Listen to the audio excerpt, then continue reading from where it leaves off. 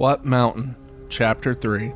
As it turned out, no one was shot by Jesse James, even though Mike at least thought he wanted to, as he saw a tiny glint of disappointment in Jesse's eyes as he closed the door, cutting them off from the outside world. Rebecca, on the other hand, thought the glint in Jesse's eyes was that of longing, the eyes of a man who wants nothing more, but knew that whatever it was gone forever. This strangely gave her hope. After all, a place cannot be that bad if people actually missed it to the point of being heartbroken. Wasn't that true? As if in answer to her very question, a golden eagle, the size of a small city bus, swooped down with a loud, piercing screech. It glided close enough so that Rebecca could see the sharp talons of its claws and the hungry stare of its eyes. The bird itself was immensely beautiful, and the glare from the sun only made its feathers shine. This made Rebecca realize that the bird wasn't only golden colored, but its feathers, at least, were actually gold. She found herself shocked, her entire being only being able to stare at the flying beast of metal. Apparently, though, that wasn't a problem for the bikers, as she heard all of them start to pull out weapons, and even one managed a pump of a shotgun. When the bird came back from another pass, its attention this time clear, the bikers let loose a swarm of bullets. Rebecca and the others, even the two from Talos, were all forced to cover their ears from the loud, piercing rings that followed. This, however, did little damage to the bird, but it did manage to surprise it enough that it didn't complete the pass. Instead, the bird landed on a nearby rock which jutted out from the earth where it perched, watching them with hungry intent. The boy from Talos jumped up, obviously excited, and ran forward screaming, "Your weapons are useless and they made my ears hurt. I got this one. Sister, watch him for me, will ya? Come back!" the girl shouted, but it was too late. The boy now held a length of rope in his hands and was running full strength ahead to the golden bird. He stopped about halfway to the bird, which now focused its full attention on him. Then the boy started squirming and dancing, stopping only to pat his butt towards the bird's direction. The bird only took a moment to stare at him before it leaped off the rock and dived towards the boy. Rebecca found herself screaming and grabbing hold of anything she could grasp, which turned out to be Mike's arm. The boy, on the other hand, looked ready for this, and as quickly as he had started dancing, he grasped the rope, and as the bird swooped over him, he had managed to hook it while avoiding the bird's talons. In an instant, the boy was screaming with triumph as he lifted off the ground, hanging by the end of the rope. Then, much to the astonishment of the others, the boy managed to climb the rope and swing himself onto the bird's back, and with one final woot, he was flying off into the distance, the bird desperate to rid itself of its passenger. When the bird was out of sight, the girl from Talos screamed in anger, "I'm going to kill that little, stupid crap basket." She only turned once and said, "Good luck." Then she started running up the mountain incline with inhuman speed in the direction of her brother. One of the businessmen nearly dropped to the ground and was muttering incomplete curses, and finally broke out in a run in the opposite direction, but he stopped almost as abruptly as he had started. Then Rebecca saw why as she turned around. There was nothing behind them. Literal nothing. The space that was the back of Miss Patty's restaurant was simply gone, along with the New Mexican desert. Instead, all there was a swirling twilight mist, and though she didn't know how she knew that it was empty, she also knew that if she walked into the empty, she could very well wander it for all of eternity. The man fell to his knees, his hands clutching his head. "This is impossible!" "Hey, dude," the father of the family said, clutching his wife and children. "You're making my children more scared than they already are. That thing just tried to eat me. Eat me! And now the frickin' desert is gone. How is the desert gone? Yet still, here you are, saying that my yelling is what is making your kids scared. Don't look at me," the father said. "We only stopped for gas and food. The joke was on us too." "Oh yeah?" the man said, now laughing hysterically. "Well, screw this joke. Screw all of you. Especially you want to be military creeps." the man said, casting a disgusted look towards the bikers. Rebecca suddenly knew what the man was going to do and tried to grab him, but Mike held her back. No, let him do what he's going to do.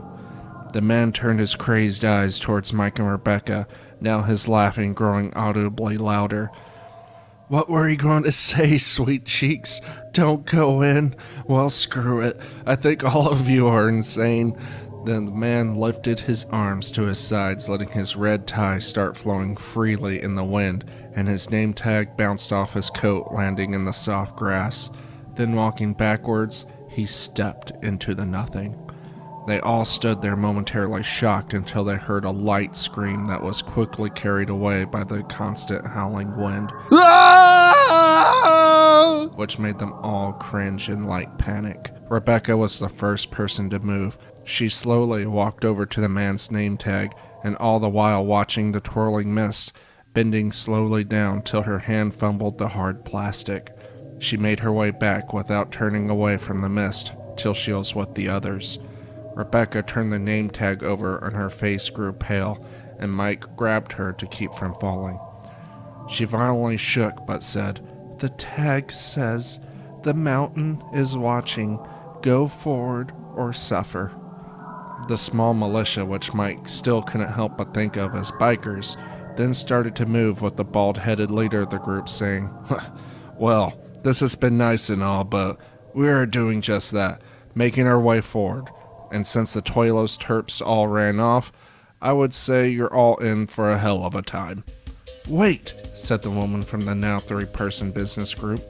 "You're not staying with us? We need protection." Her associates all started nodding their agreement. "Yeah, boss is right. You can't leave." The bald man laughed. "Protect yourselves. You're given swords, right?"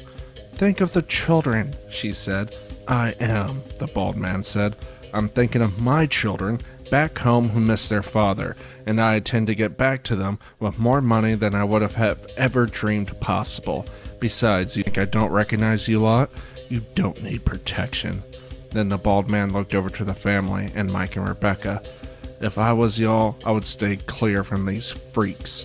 They're not any legitimate business. I'll leave it at that." "And you are," the woman said, dropping the sword and pulling out a silver handgun that was tucked under her coat. Her boys took only a moment to look at each other, then pulled theirs out as well. They weren't as shined as the woman's, but they shot bullets. She hadn't aimed at the bald man yet, so for the moment they only stood there staring at each other. "I never claimed to be," the bald man said. "I am only a man who heard about gold on top of a mountain. So tell us then, who are you?" The woman eyed the rest of the military group. Each were on edge, ready to fire if the bald man gave the slightest command to do so. Unlike themselves, who just happened upon Talos hoping for a small score robbery at Miss Patty's, they had time to train and prepare. She couldn't help but notice that neither of them had the slightest indication of surprise or wonder, almost as if they knew it was coming. "You were really told about this place, weren't you?" The man smiled. "That didn't answer my question." "Fine. We are members of what you call the Red Tie Gang. But that's not what we call ourselves, of course. But the name stuck because the big boss wanted us to all wear red ties and suits. My name is Mia. Behind me is Dick and Roderick. I am the local boss around these parts. Well, not of this mountain. Yet." "What was the name of your lost man?" Rebecca shouted.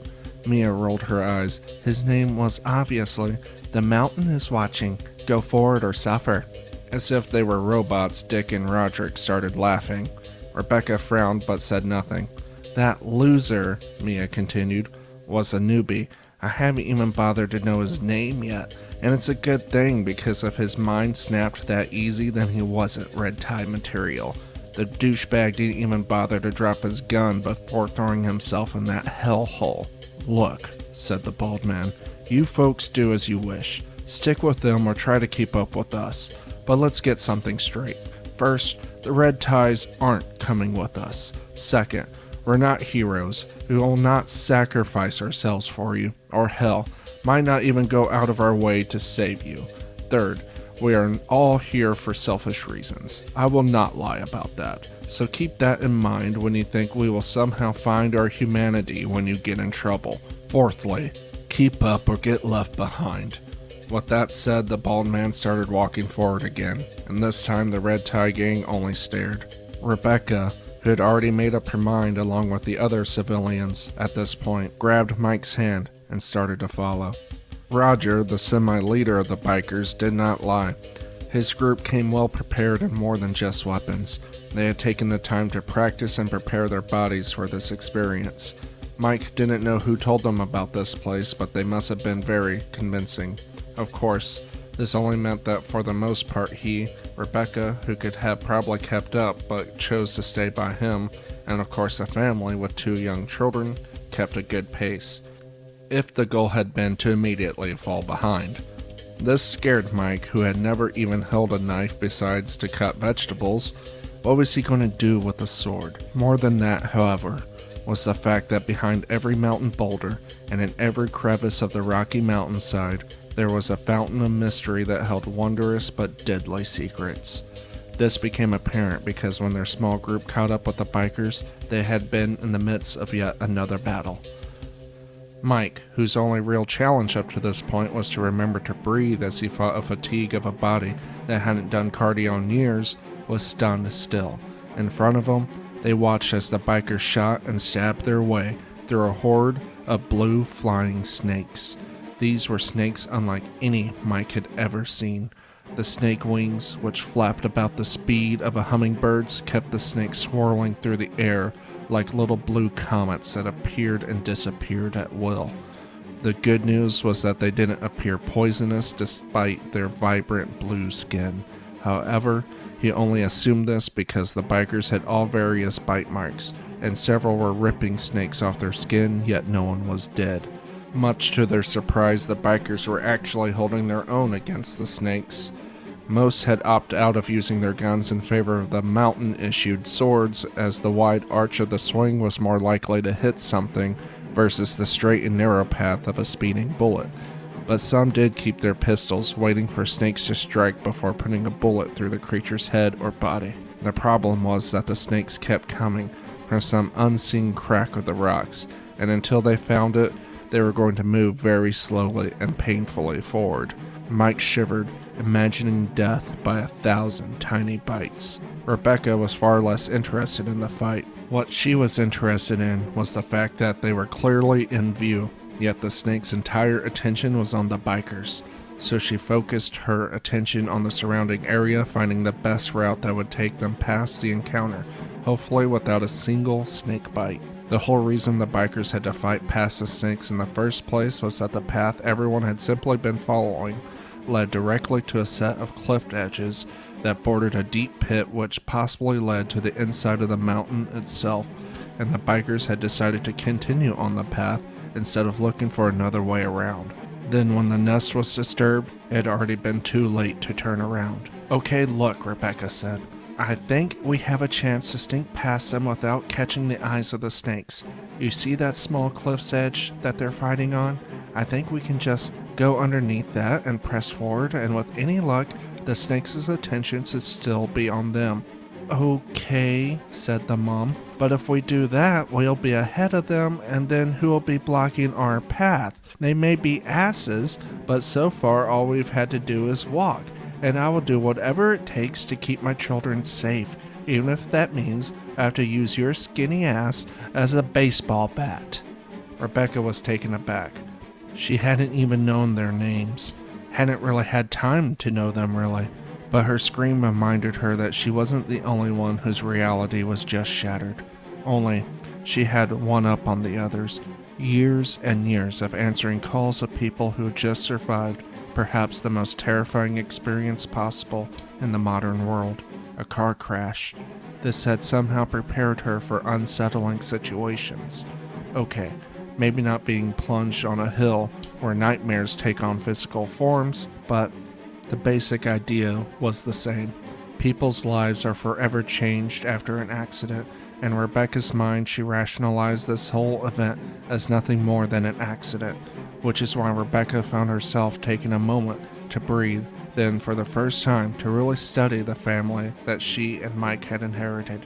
The mother was a heavier set lady in her mid to late 40s with gray streaks now clearly mingled in her thick black hair. She wore blue jeans and a black t-shirt that advertised a red heart symbol with a needle going through it that declared in blue bold letters that organ donors save lives.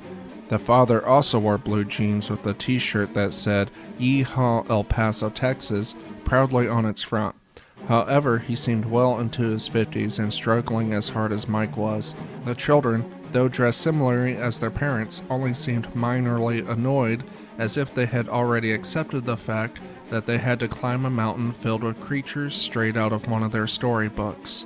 "Look," Rebecca said, "if we stay here, we might as well be wearing neon signs that say, 'Eat me, I'm the back of the herd.' Besides, we can stop and wait for them after we pass the frickin' flying snake nest.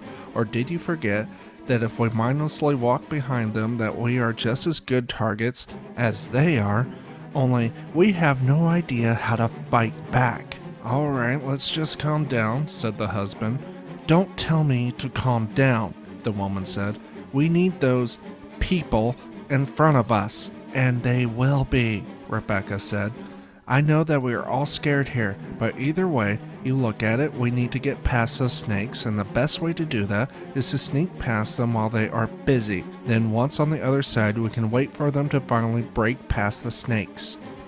Guys," Mike said. They didn't hear him, so he said, "People!" They all turned to stare at him, their eyes semi-glazed over as if he was a minor inconvenience, like a pop-up ad on a news site. "It seems to me that the bikers are almost done up there, so now might be the best time to go ahead and sneak past, if that is what we're going to do. Oh, and, well, I think the snakes might be heading our way now." The others turned their attention back up to the battle, and sure enough, the bikers had now made it past halfway the narrow mountain path. More snakes, however, were behind the bikers now, and much to everyone's disapproval, some were starting to drift in their direction. There was little talking after this. Instead, everyone followed behind Rebecca, who took the lead on the path that skirted below the bikers. This put them much closer to the close edge, and Mike felt his head start to swim as he imagined himself falling down the cliff into the darkness of the pit.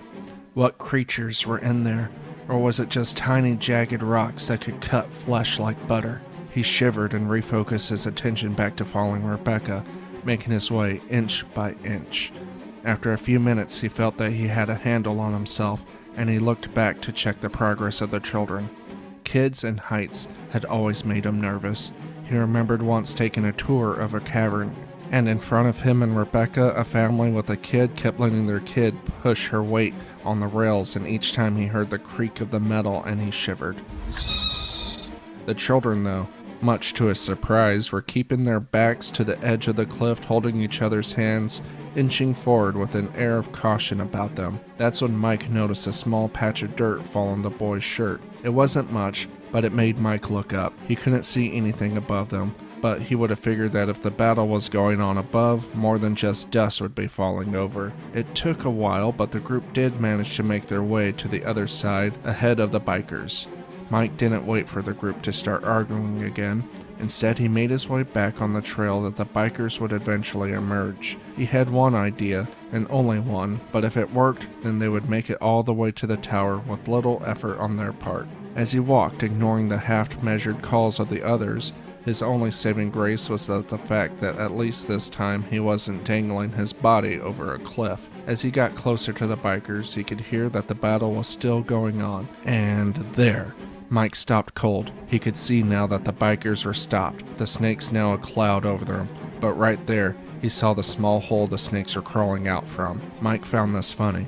The hole was so small that if it didn't have a leak of blue snakes, it would have never been noticed. "Howard," came the sharp tone of Rebecca. Mike turned to look at his wife with a new face he hadn't seen in years. True worry. "I have to do this.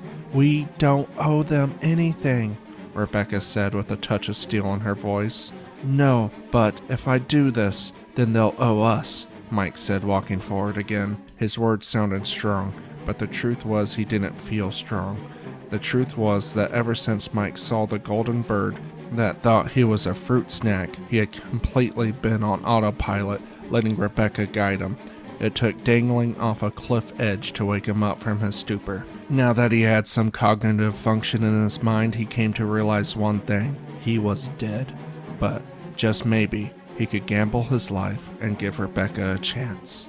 Then the first snake bite happened, and he lost any rational thinking. The first blue snake Mike hadn't even realized was there. It came from right above him and sunk its fangs into his arm. The pain was unreal. It felt as if the snake had spit fire into his arm. He let loose a scream. No! But he had barely heard it. His body automatically replied by ripping the snake out, but the damage had been done. He thought quickly, as the shock of initial pain subsided, to step back and leave the bikers to their fate. But then, the thought of his wife dead forced his hefty legs into a run. His eyes looked frantically till they saw the hole, and just as he saw it, the snakes at once attacked. He screamed as he felt snake bite after snake bite, but the image of Rebecca dead was seared into his mind like an undying nightmare, and this image was worse than any snake. Mike at last reached the hole, and with what strength he had, picked up a small boulder and plunged the hole. He put all his weight against the rock, and he felt the snakes underneath it crunch. And somewhere past his agony, he felt slightly disgusted. It was done. Mike found himself looking up at the sky, watching with a satisfied grunt as the snake cloud began to dwindle. There were still snakes on him. He could feel that. But somehow, they had lost their edge. It almost felt as if they were losing power now that the hole had been covered. Mike found himself almost relaxing as he finished ripping the snakes from his skin. Perhaps, he wondered, they were poisonous after all, and this was the numbing before the end. The last thing Mike felt before passing out was the beating of his heart, and someone putting their arms around his shoulder, whispering to him, "Stay alive. I cannot help you till you want the tower." When Mike awoke, he found himself in a world of pain. The sky above him was swirling, and every inch of his body was thriving in dull pulses, but he managed to move. He was covered in bandages where the worst of the snake bites had been, which was mostly on his arms and legs. He guessed that this was from the biker's supply unless the mother of the family just so happened to be carrying medical supplies. If it was from the bikers, perhaps this meant that they were willing to let their group officially tag along now. If so, his sacrifice was not in vain. It was night now, and for a second or two Mike was stunned silent by the mountain's night sky. He had been to the country before and seen the stars at night away from the city, but this was different. This was like looking at space through the lens of the world's most advanced telescope, but even that didn't really do it justice. He could see the colors that made up the universe. Colors so bright and magnificent he would have sworn that it was brighter at night than during the day if it hadn't been for the absolute darkness of the shadows that engulfed his surroundings. Still, the dazzling purples and blues that danced across the black sky was met with fiery reds and almost blinding oranges kept Mike's mind at peace. An angry shout brought Mike out of his trance, and he stumbled forward to where the others had been gathered around a glowing campfire. Roger had been talking. "It doesn't matter what the fat man did. We told you from the beginning, we aren't your heroes." Mike felt the pit of his stomach sink. "I suppose that means you won't be slowing down." "Howard!" he heard Rebecca shout. Roger turned at him with a glare, but in a moment the fire in his eye had dwindled. "No," he said calmly, "but we thank you. If only you had come a few minutes later, perhaps Miller, Grand, and Pacey would still be alive." Mike found himself lowering his head. "So people died then?" "Yes," said Roger, who eyed the others. "This place, it knows." Rebecca frowned. That was a weird thing to say about dead friends. "It knows what?" she asked. Roger looked at her then shrugged. "Sure, why not? I'll tell you. Secrecy isn't important anymore anyways, what them did. Several years ago, I was approached by an old man in a bar, or who I thought was an old man. I wasn't in my right head. My daughter had died about a year before this, and my life and career in the Navy wasn't going so well. All I could think about was her. To this day, all I see is her face. Anyways, this old man takes a seat next to me and I tell him to F off, Only before I can, I see his face turn from old to young, and he has the same glowing eyes that the others had, you know. He smiles at me and says he knows what I want, and that there is a place where I can buy it. Long story short, I didn't believe him. Like I said, my mind wasn't in the right place, and I knew it. I could have imagined that change in his appearance. The old, now young man only laughed and gave me a small glowing stone and said to break it when I changed my mind. Well, a few months went by and I still had the glowing stone, but it had me curious, you know. It was a freaking glowing stone. So I broke off a piece and sent it in for testing using connections through my position at the Navy. Later the same day, the man shows up again and asks if I was ready to listen, and I said yeah. Well, that time I believed him, and he gave me proof to show others. It wasn't long after that I managed to convince some of my buddies, that's these guys and gals, the others all waved their hands nonchalantly, to come along with me. Unfortunately, there's always an unfortunately in my life. The piece of stone I sent off to get tested, I guess came back as a substance never before seen or some shit. Of course they didn't tell me this. Instead, the government had bugged my house, work, and cell phone, and it wasn't long before I got a knock at the door. But instead of shutting me down, Uncle Sam wanted in. They sent us 3 doorknobs as tag-alongs. We didn't complain much. At that point, anyone was invited as long as they brought their own gear. So, Rebecca said, the government does know about this place? Highly unlikely, Roger said, now bending down, unrolling a sleeping bag from his sack. Like I said, the mountain knew that those 3 were not here on their own desire or, in your case, misfortune. My guess is that when they don't return, it'll be filed away and the whole thing forgotten about. It could have just been a coincidence, said the father of the family. Roger snorted. What's your name? Jack Flynn, he answered. Right. Well, Jack, what if I told you that we 5 just managed to survive because the snakes took a keen interest in only those 3? Sure, yeah, we were bitten and scratched, but not like they were. In fact, after they were dead, there was a change in their attitude, which is what allowed your fat friend to come and plug the hole. Mike almost said something, but stopped. He wasn't entirely unsure that Roger still wouldn't just shoot him, but he did think back and he remembered the voice. We must want to reach the tower, he said. What? All the others said at once. We must want to reach the tower, he repeated. When I fell after the whole snake thing, a voice neither masculine or feminine, that I have never heard or dreamed of before, told me not to die and that it couldn't help me until I wanted to reach the tower. I think that's our instructions. That's how we live. We must want to reach the tower.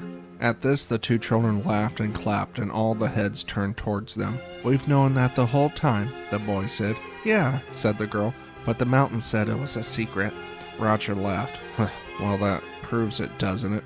But the truth be told, I would have figured that was obvious. The children's parents, Mr. and Mrs. Flynn, Rebecca assumed, looked bewildered. What? They said. You're keeping secrets from us?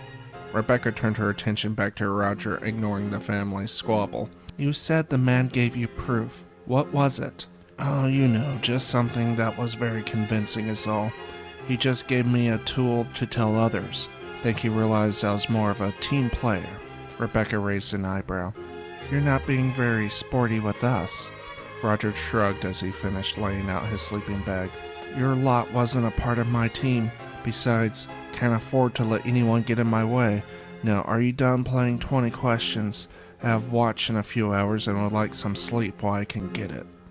Rebecca turned away, grabbing Mike's hand and taking him to the other side of the campsite. They both lay down in grass, doing their best to get as comfortable as they could, but both knew that this was going to be a hard night, especially since Mike still had injuries to nurse. I can't believe I did that, Mike said at last. Rebecca snorted. I can. Really? Well, yeah. You just got it in your thick head that I need the military people, and you thought if you sacrificed yourself, they would have to let me tag along. Well, I tell you and that fat lady, Mrs. Flynn, that I don't need anyone. So tomorrow, what are you not going to do? Be a hero? Mike said blandly. You sacrificed your dreams for me, Mike. Abandon your aspirations to chase money at a desk that is slowly killing you because you thought I needed money. I never wanted that. Maybe I liked the idea of you being a hopeless dream chaser and me behind the desk. So I ask you again tomorrow, what are you not going to do? Mike stopped a sob. I will not be a sacrifice. Rebecca squeezed his hand in and could see a small smile on her face through the darkness. Be free, Mike. Only then can we both focus on reaching the tower. You know, speaking of dreams, if this whole damn thing is in our heads, I blame you, Mike said. Rebecca laughed truly, and then the oddest thing happened. They both fell asleep in the soft grass.